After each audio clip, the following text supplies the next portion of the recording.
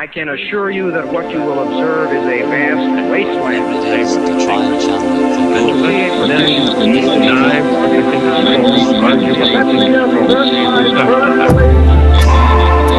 Free and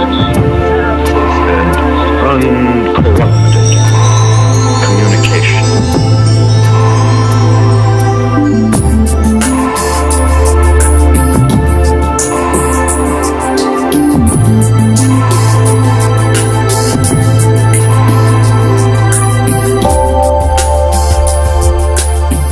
I think this topic we're talking about, truth or consequences, certainly what I'm going to be talking about is consequences of certain ideas, because ideas do have huge impacts. And certainly if we think about 20th century history, which I teach a course in 20th century Europe I'm teaching right now, we can see the consequences of ideas that have gone astray. We see the consequences of Nazism, for example, and the Holocaust, some of the issues that I deal with in my research.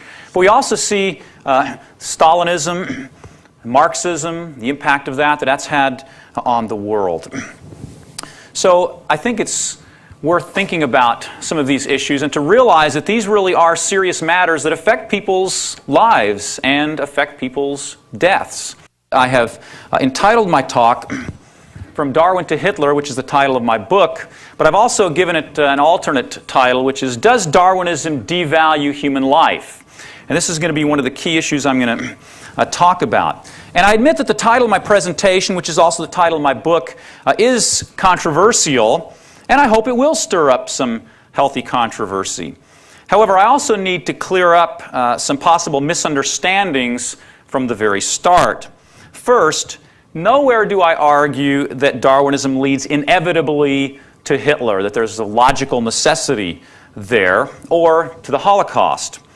To state the obvious, neither Darwin nor most Darwinists are Nazis.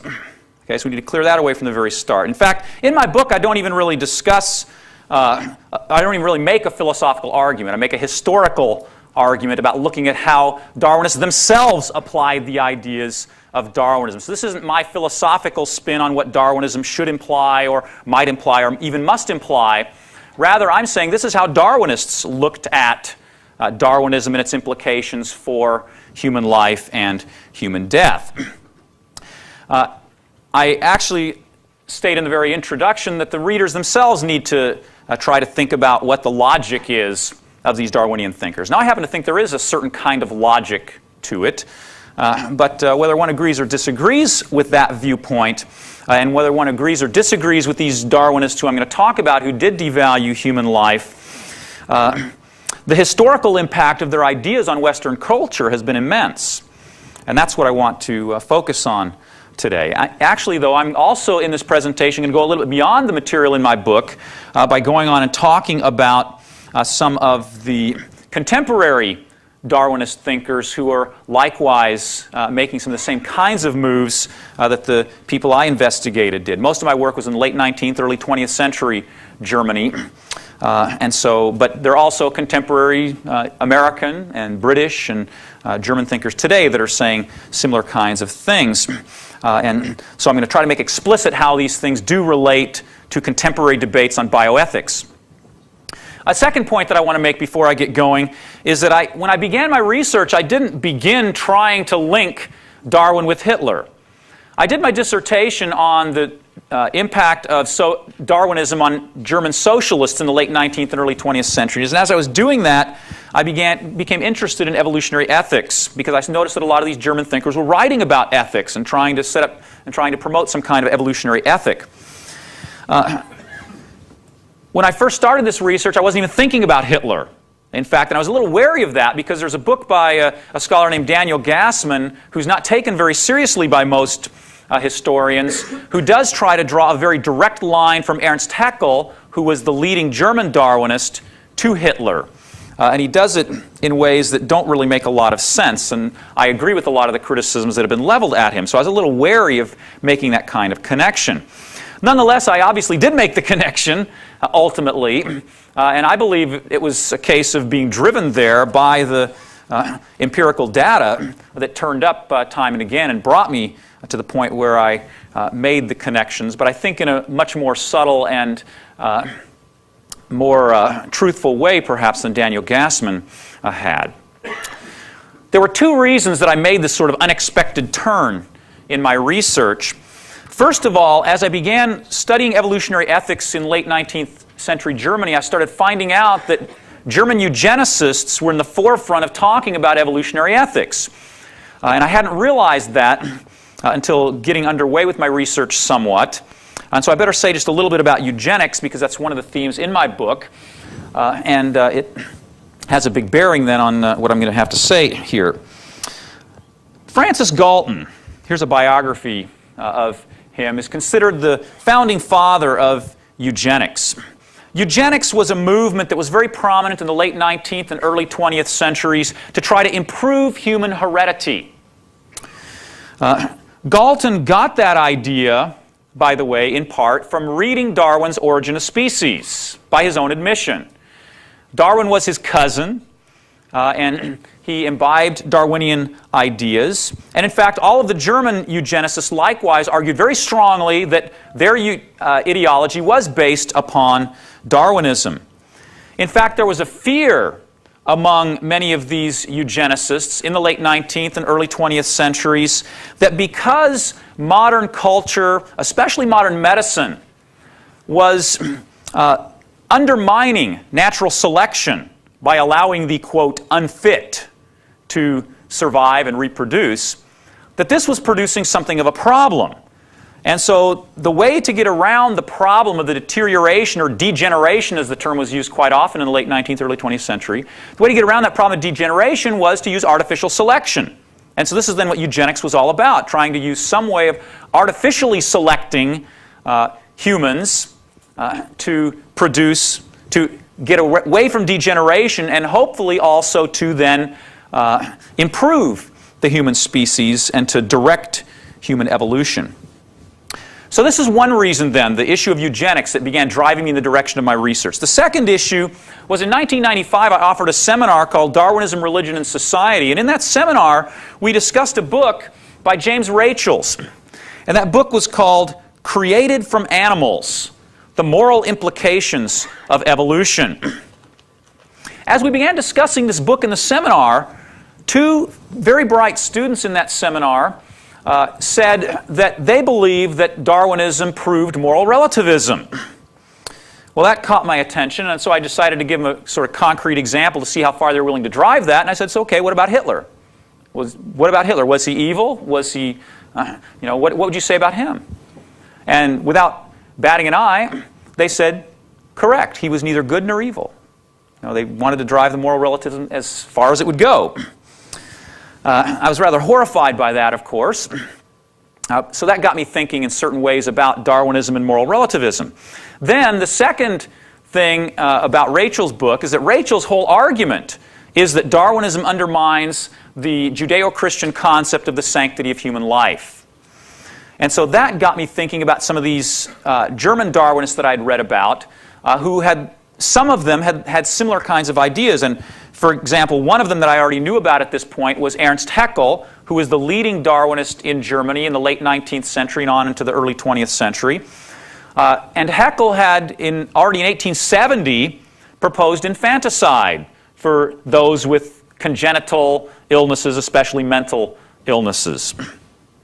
So I moved back into my research with this question then: does Darwinism devalue human life, or at least do Darwinists think that Darwinism devalues human life? And I started investigating then these Darwinist thinkers using that question. And that question is very controversial. Does Darwinism devalue human life? There are many Darwinists who will say that Darwinism doesn't have anything to do with ethics or morality. They'll invoke what's called the naturalistic fallacy, which states that you can't get from is to ought. And they will call Hitler's invocation of Darwinism, they'll sometimes call it vulgar Darwinism or distorted Darwinism. I've heard those various terms. However, whatever the philosophical argument one wants to make about that, the plain fact of the matter is historically that many leading Darwinists did, and still do today, believe that Darwinism does have strong ethical implications. Darwin himself did, by the way. And there were actually many of them who expressed positions very close to Rachel's own position. And so my research then sort of underlines this train of thought and the implications, or rather the consequences that it had. Now, I want to talk then about what some of these implications are. And when I say this, the implications of Darwinism for devaluing human life, this is not just my own philosophical spin. I'm giving you what Darwinists themselves are saying about Darwinism. Now again, not all Darwinists are going to agree with this, I acknowledge that, but nonetheless there are many Darwinists who do buy into these particular ideas that I'm going to put forward to you tonight. First of all, human inequality. Evolution requires variation. There has to be biological variation for evolution to occur. And many scientists argued, especially in the late 19th century, that that meant that humans are unequal biologically, and they very often spelled that out into all sorts of anti-egalitarian kind of thinking. Ernst Haeckel, for example, wrote several essays that were strongly anti-socialist, claiming that the socialists were unscientific because they believed in equality of humanity. And he said, no, science proves the inequality of humanity. And he wasn't the only one. There were a number of Darwinists who wrote very strongly against the socialist movement because of this issue of human equality. If you look at the eugenics literature, the eugenics literature is replete with examples of people talking about human inequality. The word inferiority occurs again and again and again and again in eugenics literature. They're concerned about the inferior, and you'll see this in some of the slides I'm going to show you in a little bit here too.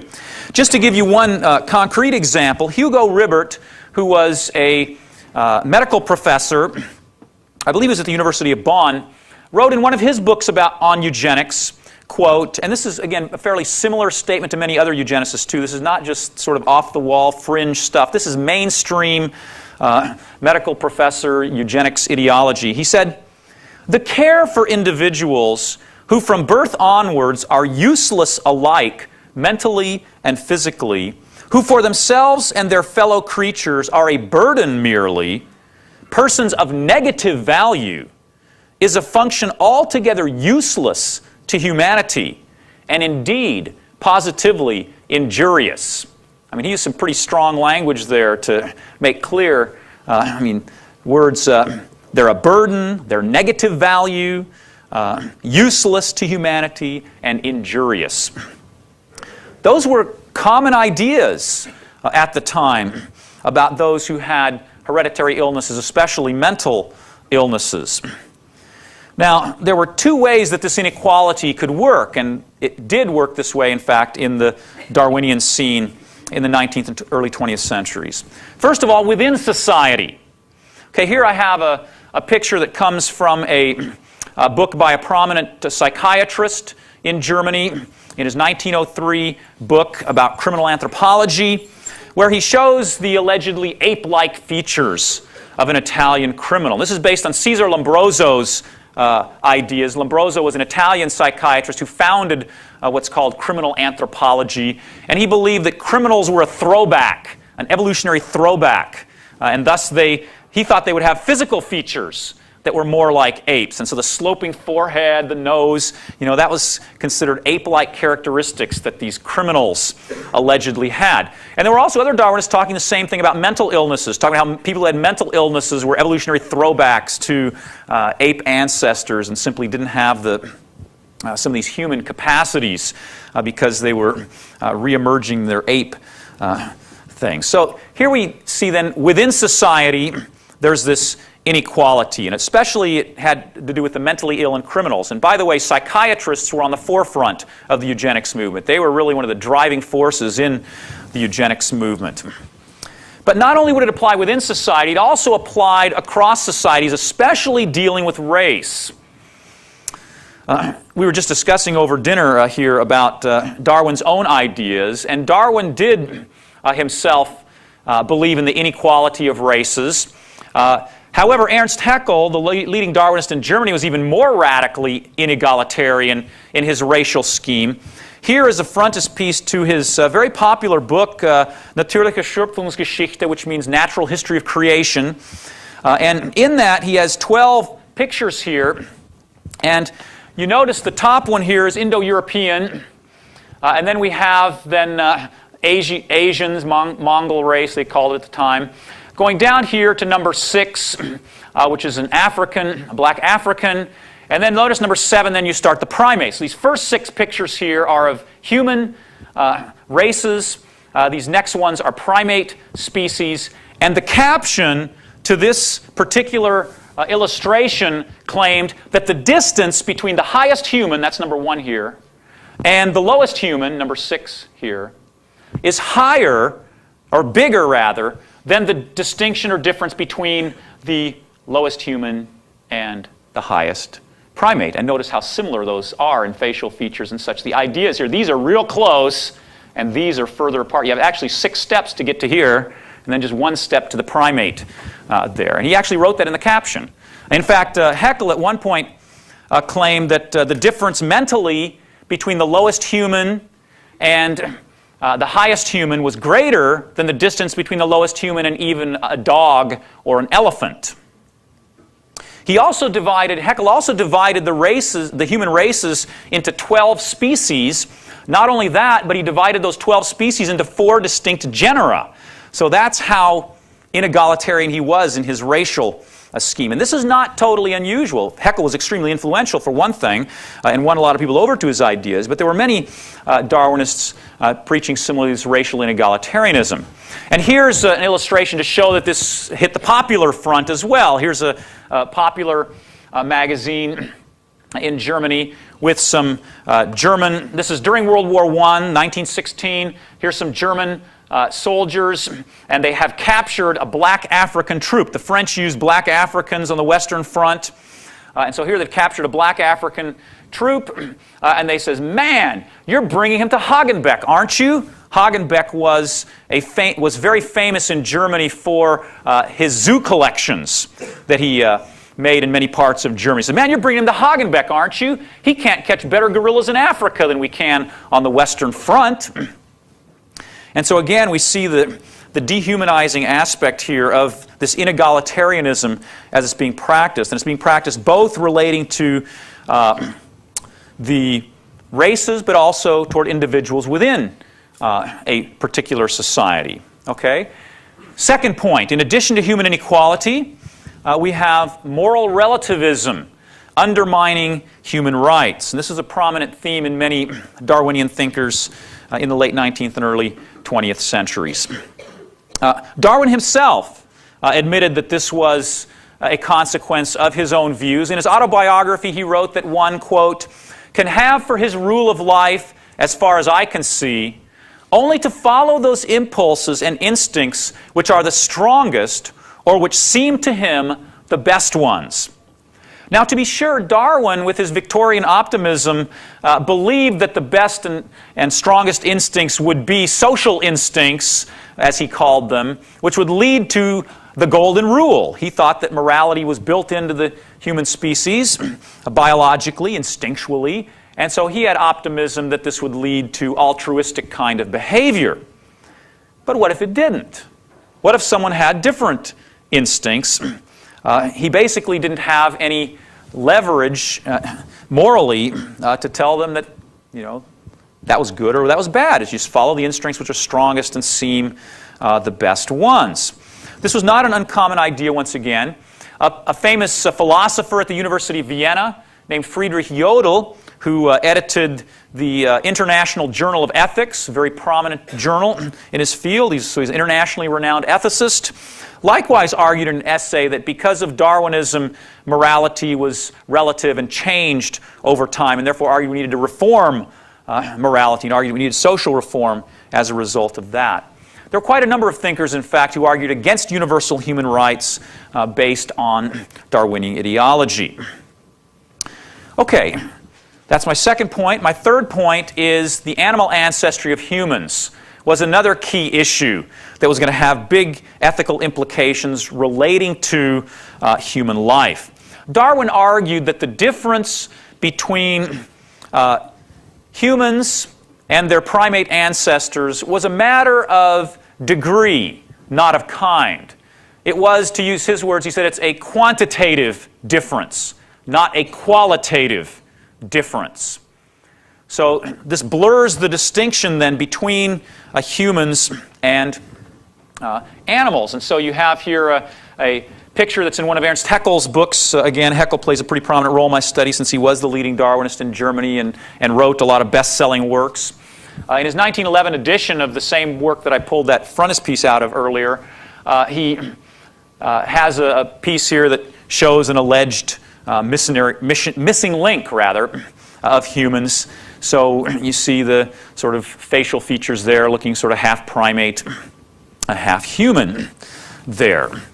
This kind of thinking, by the way, has led today to ideas of charges by animal rights activists of speciesism and such, because there's no clear line between species for Darwin, and that includes humans and their closest animal ancestors. Associated with some of these ideas, an idea that might not strike you at first until you think about it more, would be the denial of body-soul dualism. Darwin himself was trying to bridge the gap between animals and humanity. And in doing that, Darwin wanted to explain all human faculties as the product of purely natural processes. And the things that had been traditionally explained in his day as being part of the human soul or the human spirit, such as morality, which again it plays a big role in my work, but also religion and other kinds of functions, aesthetics. These things, Darwin wanted to explain them all as product of natural processes. And many other Darwinists agreed. In fact, one of the most striking cases I found of this was Auguste Forel, who was a world-renowned psychiatrist at the University of Zurich in Switzerland, who, as a young man, read Darwin's Origin of Species and immediately became convinced. In fact, he describes this in his autobiography in the terms of almost religious conversion experience, that suddenly the lights went on and he understood that there was no such thing as a human soul, and because of Darwin's theory. And he went out after that and studied ants and ant social behavior and such, and then eventually became a psychiatrist, a leading psychiatrist in the world, and became one of the leading figures in the eugenics movement, winning over some of the main German eugenicists. There were also many others in the Darwinian camp who were struggling against the idea of body-soul dualism. Ernst Haeckel, whom I've mentioned a number of times already, in 1906 founded an organization called the Monist League. And he called his philosophy monism. And what that was meant to do was be a direct contradiction to dualism. And he fought against any kinds of dualism, Judeo-Christian most prominently, since that was the most prominent worldview around in his day, but also against Kantian dualism, any kind of dualism he was opposed to. And he believed that his Darwinian outlook had destroyed the notion that there could be any kind of human soul separate from the body. Okay, fifth point. The human struggle for existence. This was another key aspect of Darwinian thinking that was going to have big implications for the value of human life. Darwin had explained that as organisms multiply, they multiply far faster than they can survive. And this imbalance, which was based on Malthus' population principle, Malthus had been a thinker who had posed a problem of the superfecundity, or the over-reproduction of species, and Malthus focused specifically on humans. Darwin got his idea about struggle for existence and natural selection while reading Malthus, and then had to explain this situation where you have all these organisms being produced but not reaching reproductive age, which means there's mass death taking place throughout the biological world. And Malthus, of course, was specifically talking about human society, so certainly this is applying to humans as well. Now, this idea of the human struggle for existence, competition for scarce resources, because there's more people reproducing than can possibly exist according to Malthus and then also according to Darwin, could also take place on two levels, just like the inequality issue. It can take place, the struggle for existence can take place within a society. So people within a society, individuals, are having to struggle among themselves and have scarce resources. So the way this worked itself out, here's a eugenics poster from Germany. I think this was done during the Nazi period, in fact, and the title of it is The Threat of the Subhuman. And there on the top you have this is a male criminal, it says. And the male criminal has 4.9 children. And then here you have a criminal marriage, it says, 4.4 children. Then here you have in this middle diagram, you have parents with children in special education. Okay? And they have 3.5 children with them. And then down here you have the average German family. And they're having 2.2 children. Then here you have an academic family. And they only have 1.9 children. And the lesson is that in this struggle for existence, the wrong people are winning out. It's the criminals and the mentally, quote, substandard are the ones who are winning out in the struggle for existence, so we need to rectify this situation. And the eugenics was the way to try to rectify this situation for many of these Darwinian thinkers. Okay, here's another one. It's not just Germany that this is going on. Here's one from the United States. This is a display that was put in many fairs throughout the United States. The American Eugenics Society had booths at county and state fairs throughout the United States in the early 20th century where they pushed for their ideas relating to population. And you see here on the left, it says some people are born to be a burden on the rest. And then here below it says America needs, and then it says less of these, and it has here on the left a light blinking. It says that light blinks every 48 seconds on the left. And it says every 48 seconds a person is born in the United States who will never grow up mentally beyond that stage of a normal 8-year-old boy or girl. Okay? So we need less of those. And then on the right side it says America needs more of these. And here you have a light flashing. It says this light flashes every 7.5 minutes. It says every 7.5 minutes a high-grade person is born in the United States who will have ability to do creative work and be fit for leadership. About 4% of all Americans come within this class. Now notice the disparity here. Okay, on the left you have every 48 seconds. Here it's only every 7.5 minutes. Again, this is designed to generate your fears of human degeneration that's going to take place because more of these, quote, unfit people are being born than of the so-called fit. Okay, so again, a similar kind of idea. Notice again the inegalitarianism here, which we already talked about earlier. People being a burden on the right, trying to figure out how to correct these kind of problems that they have. Okay, so that's how the human struggle for existence would take place within society. But then human struggle for existence also takes place between societies. Here's a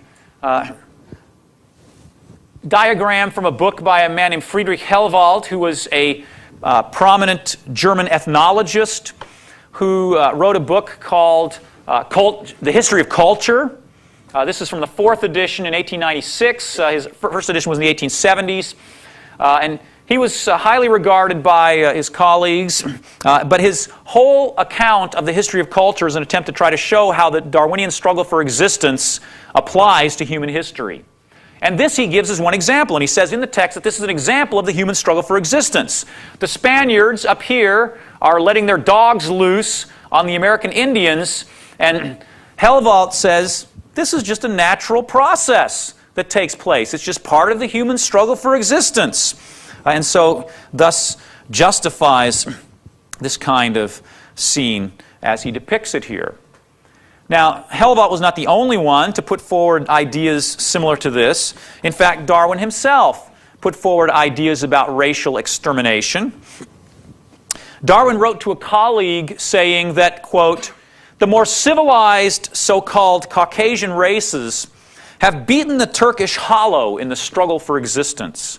Looking to the world at no very distant date, what an endless number of the lower races will have been eliminated by the higher civilized races throughout the world.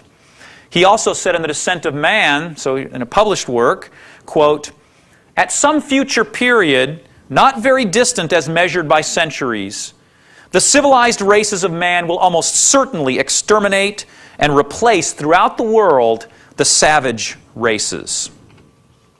This was a very prominent and fairly common idea among Darwinists in thinking about their inegalitarianism and then the struggle for existence resulting in extermination and death for those who were considered unfit or less fit. Okay, my sixth point then. That was the human struggle for existence. Now, sixth point. Darwinism viewed death in a whole new way than had certainly traditional Judeo-Christian thought. Darwinism saw death as producing progress. After all, the human struggle for existence is producing greater complexity in organisms. And so he saw death as being an engine driving the evolutionary progress. And although Darwin, by the way, some note that Darwin didn't really believe in teleology, and there are times when he says he doesn't believe in his work promotes the idea of progress, but actually he uses words of progress throughout The Origin of Species and Descent of Man. And just one quote that I think illustrates this. In The Origin of Species, Darwin says, "Thus from the war of nature, from famine and death, the most exalted object which we are capable of conceiving, namely the production of the higher animals, directly follows." This, by the way, is a secular theodicy. Theodicy means a justification of evil, a justification of God in the face of evil. Of course, it's a secular one because it's pushing God out of the picture, but it's justifying natural evil by claiming that a higher good gets produced by natural evil in the world. This was a very common idea as well.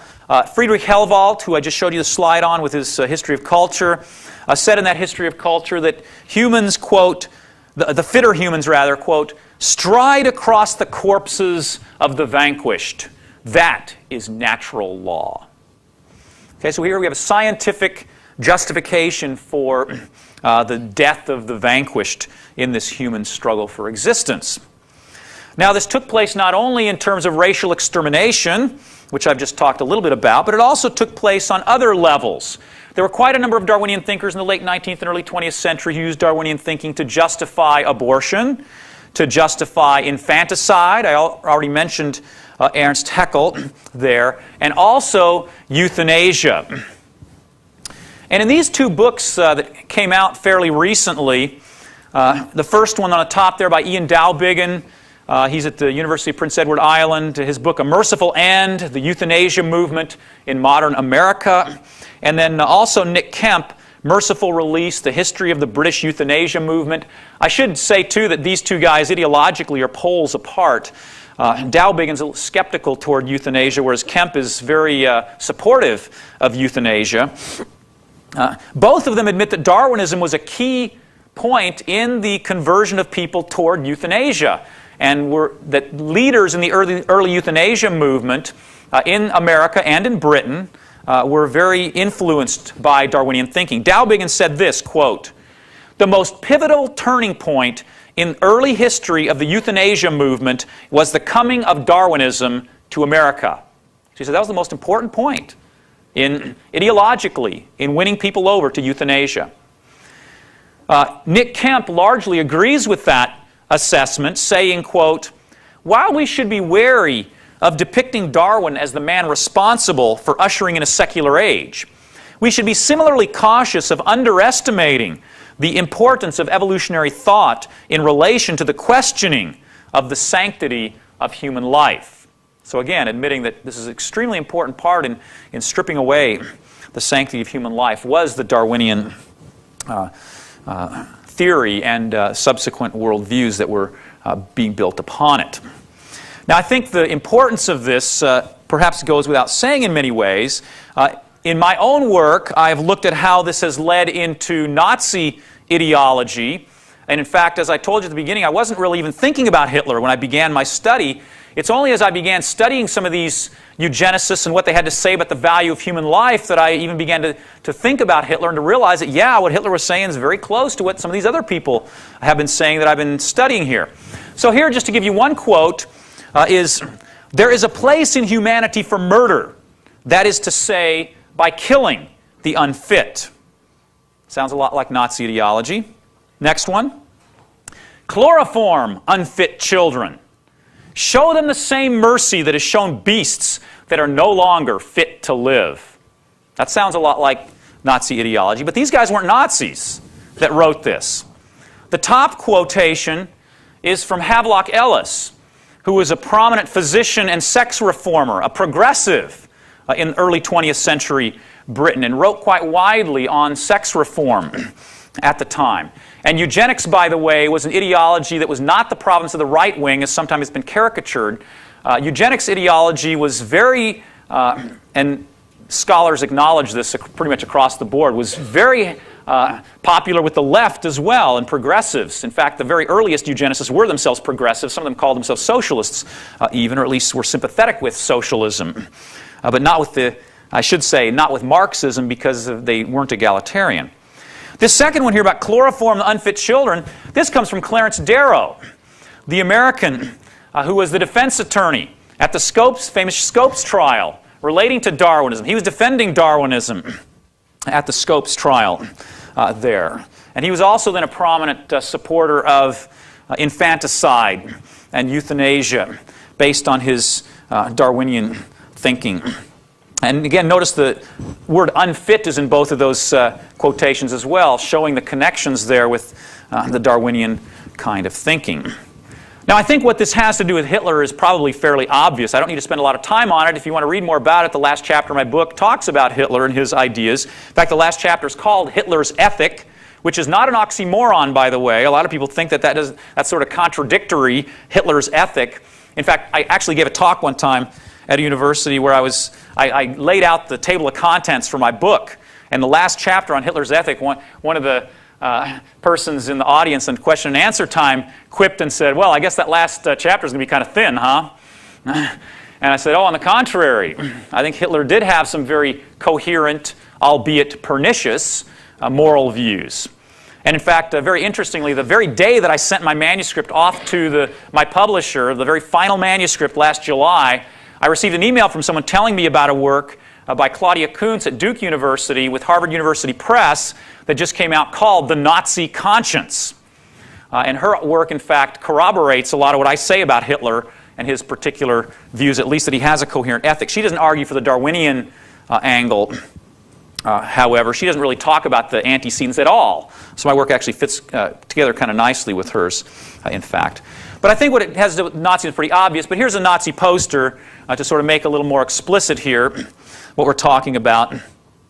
This Nazi poster sounds a lot like the one I showed you earlier with the American Eugenics Society at the fairs and such. 60,000 marks is what this mentally ill person costs the national community in a lifetime. Comrades, this is your money too.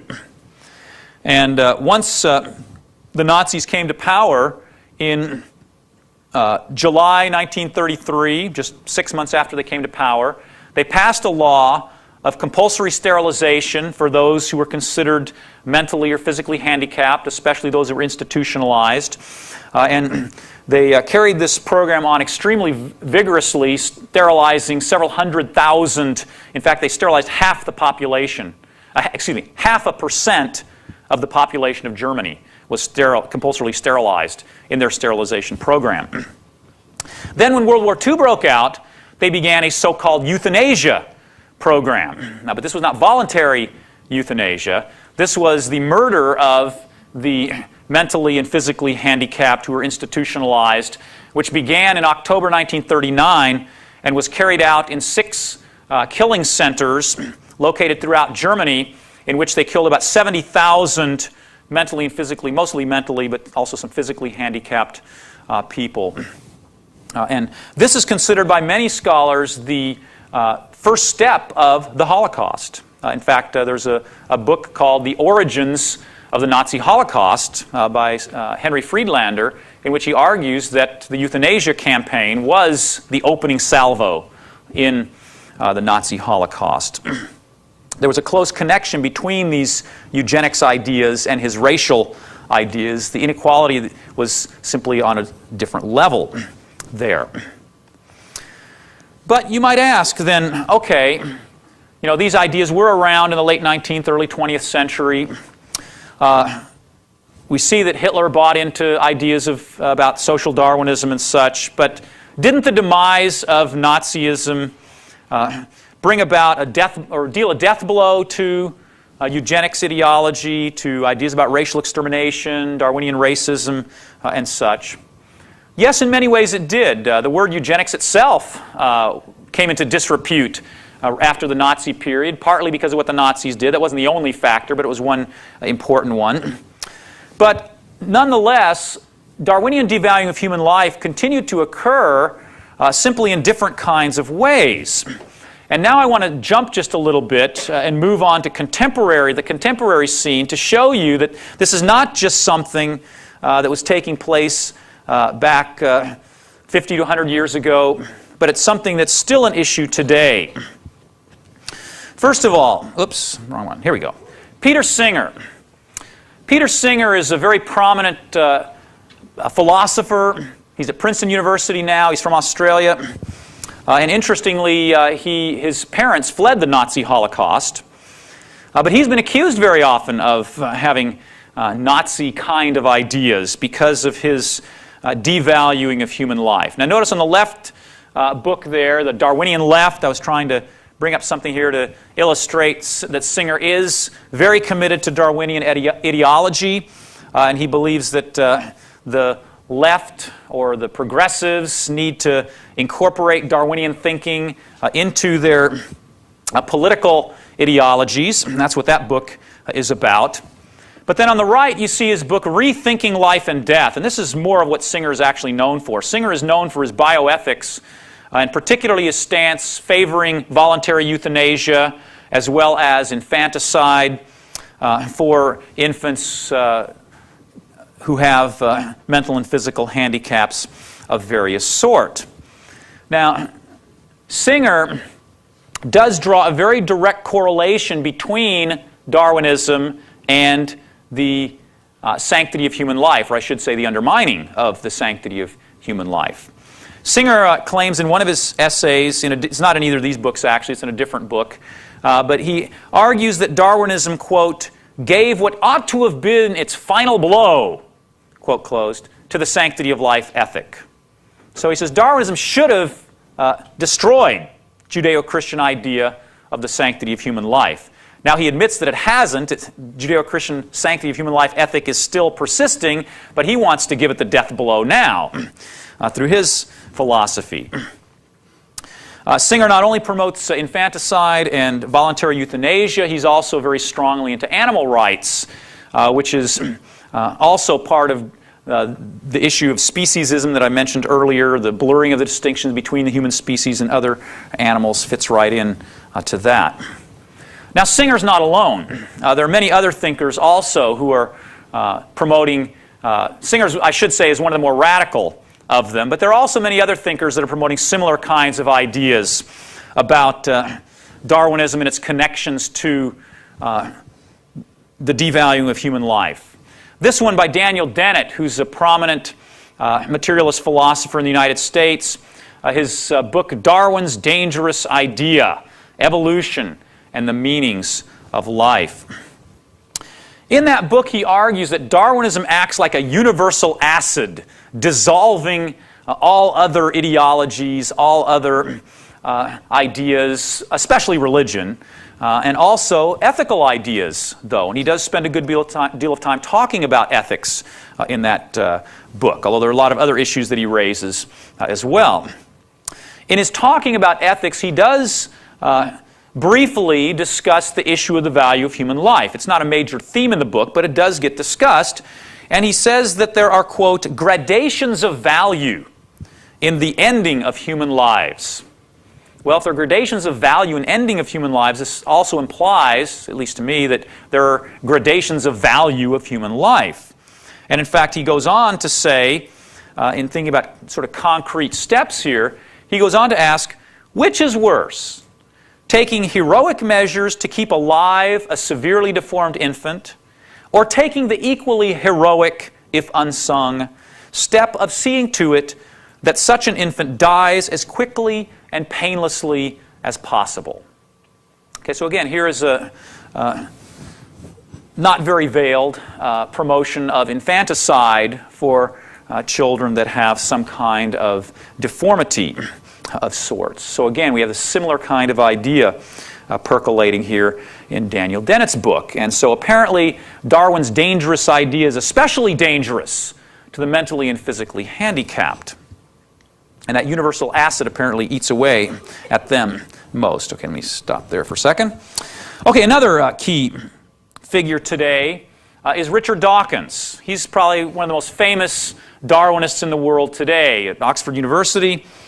In an article in 2001, and there are many other places I could look for this too, but I thought this one was especially interesting. In 2001, he wrote an article in which he advocated genetic engineering to try to produce a missing link, if you will.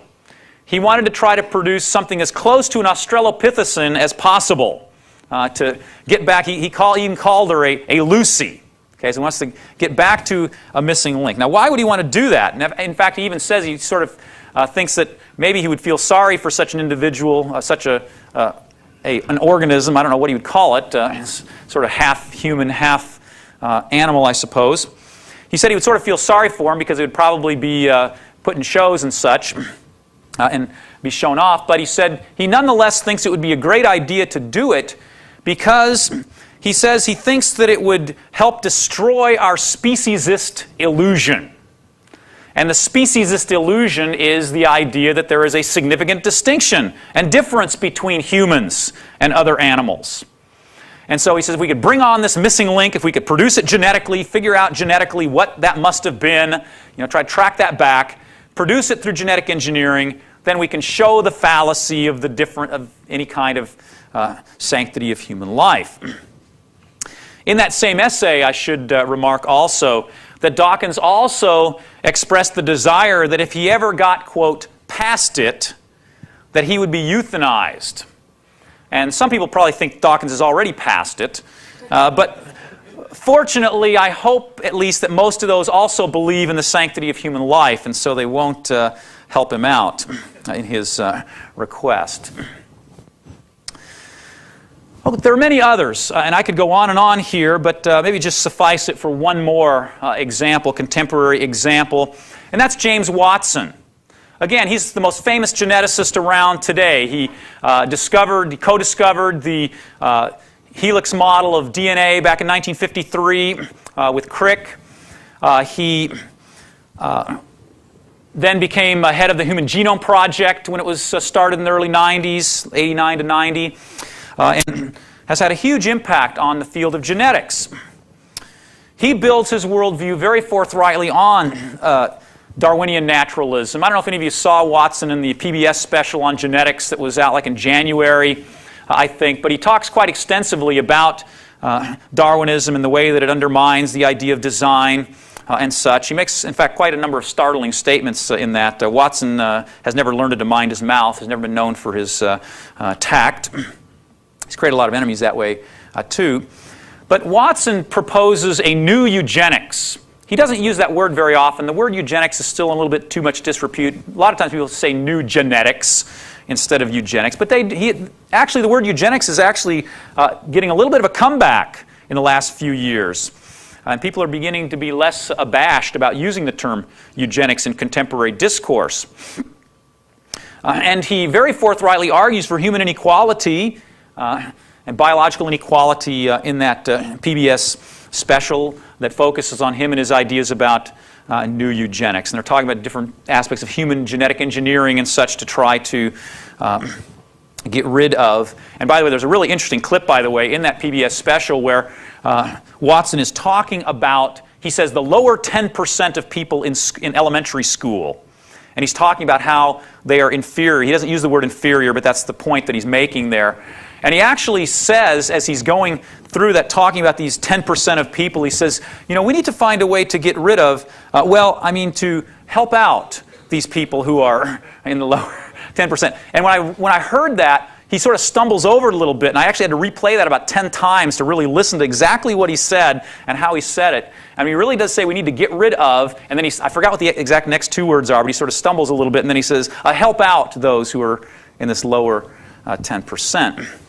But if you listen to the rest of the video, he's talking very forthrightly about, quote, getting rid of those with various kinds of physical and mental hereditary illnesses. Well, in 1973, before we had a lot of the genetic technologies we have, especially diagnostic technologies, Watson actually proposed that we allow parents to kill their infants after birth because we couldn't figure out at that time, and you'll see this in the very top part of this, I've got the slide up here. Watson said in 1973, because of the present limits of such detection methods, meaning of genetic illnesses, well, now he doesn't have that problem because they can detect a lot of them. Not all of them, of course, but they can detect a lot of them now, so he's pushing abortion very strongly now. But at this time, he said, because of the present limits of such detection methods, most birth defects are not discovered until birth. If a child were not declared alive until 3 days after birth, then all parents could be allowed the choice. There's that word choice again. We hear so much in our society. The doctor could allow the child to die if the parents so choose and save a lot of misery and suffering. Okay, let me close by considering the question then. In light of all of this, does Darwinism really devalue human life? I think I've shown conclusively that historically, Darwinism has indeed devalued human life, leading to ideologies that promote the destruction of human lives deemed less valuable or unfit. Those on the forefront in promoting abortion, which I haven't talked about much tonight, but if you look back at the early abortion movement, you see Darwinian arguments cropping up quite strongly as well. Ernst Haeckel made arguments for abortion based on, matter of fact, let me mention that real quick because I think that's a really interesting one. Ernst Haeckel argued that from conception, a person is a distinct human individual. But he was promoting infanticide even. So he said that because they were still going through lower stages of evolutionary development in their earlier embryonic stages, it was okay then to abort them, especially if they were possibly going to have some genetic, or hereditary would be the word at that time, hereditary illness.